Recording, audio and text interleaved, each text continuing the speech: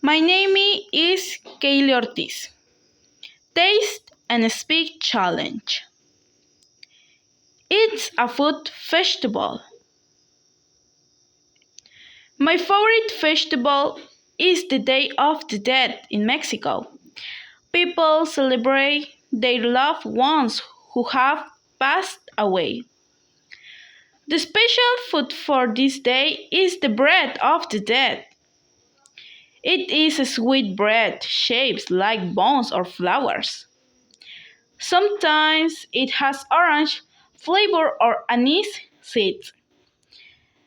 I would love to go because it is beautiful, tradition full of color, love, and meaning.